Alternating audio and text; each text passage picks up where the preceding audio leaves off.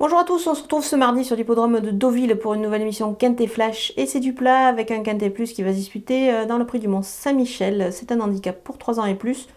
La distance ici c'est 2500 mètres et ils vont évoluer évidemment sur la PCF à cette période de l'année à Deauville. On court sur le sable, un lot assez intéressant avec des chevaux qu'on connaît bien à ce niveau de la compétition. Il y a de la revanche dans l'air, mais bon, on va voir tout ça avec mon analyse.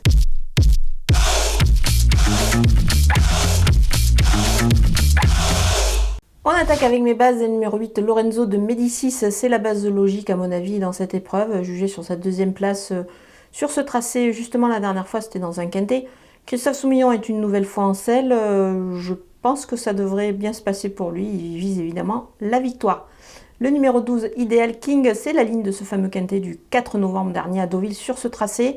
Le cheval devrait monter sur sa belle performance, où il concluait à l'arrivée évidemment de ce Quintet Plus, un petit peu à distance des deux premiers évidemment, mais je pense que le cheval va progresser, et pourquoi pas venir titiller Lorenzo de Médicis pour la victoire. Attention à lui, surtout s'il y a du rythme dans la course. Le numéro 6, Prométhéo, il a hérité d'un bon numéro de corde avec le 8 ici, il devrait pouvoir en profiter, et surtout avec Stéphane Pasquier en selle, il est capable de franchir un cap ici, et de venir s'illustrer dans les Quintet Plus cette fois. Les opposants avec le numéro 1, Kozaken Zipfel, c'est jamais évident à prononcer le nom de ce cheval-là, mais attention, c'est un cheval qui a beaucoup de qualité, on l'a vu d'ailleurs, il s'est imposé récemment à ce niveau-là, justement sur ce tracé.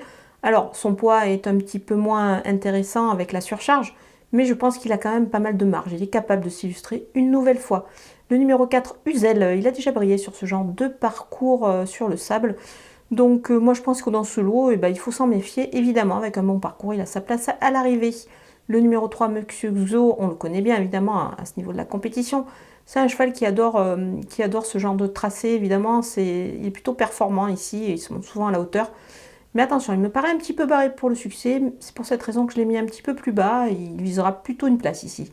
Le numéro 9, Blues Rock, on le connaît bien aussi ce cheval-là dans cette catégorie. Il devrait pouvoir se racheter avec un bon parcours. Il vaut bien mieux que sa dernière tentative à mon avis. Il mérite un large crédit.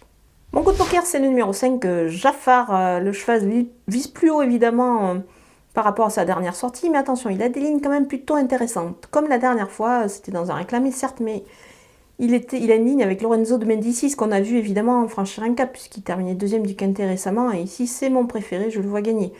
Donc voilà, c'est pour cette raison que ce Jaffar est à surveiller vraiment de très très près. Dans cette épreuve, il peut pourquoi pas créer une petite surprise. Les outsiders avec le numéro 13, Flatten the Curve, on le connaît bien à ce niveau de la compétition, ce cheval-là, il fait partie des chances régulières pour les places, donc attention à lui. Le numéro 2, Srifaleno Green, il doit montrer autre chose, mais attention à lui quand même, c'est un cheval qui a montré de la qualité, il se présente ici avec une relative fraîcheur, ça peut être pas mal pour une place. Le numéro 16, Moondream, il a fait ses preuves à ce niveau-là, plutôt en province évidemment, mais attention, pourquoi pas accrocher une place ici. Il a déjà bien couru sur le sable, donc ça ne devrait pas le rebuter, évidemment. Le numéro 7, Marelli, n'a pas une grosse marge de manœuvre au poids, il doit un petit peu rassurer aussi, certes, mais méfiance quand même, son entourage n'est pas négatif du tout, bien au contraire, donc on la verra, bon, plutôt peut-être en fin de combinaison.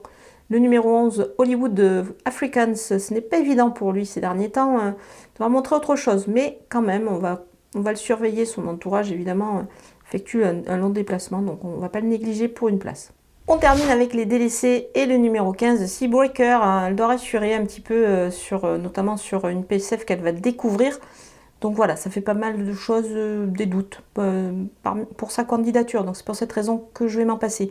Le numéro 14, Al-Kassim, il n'a plus beaucoup de marge dans cette catégorie. Je l'aurais préféré dans la deuxième épreuve, évidemment. Ça me paraît pas simple ici. Le numéro 10, Bazok, ce n'est pas simple pour elle non plus à ce niveau en ce moment, donc voilà, on va attendre un petit peu peut-être de la revoir dans des conditions plus intéressantes pour elle, donc voilà, moi j'y crois pas trop. On a passé en revue tous les partants de ce Quintet Plus Deauville, je vous laisse avec ma sélection et mes conseils de jeu.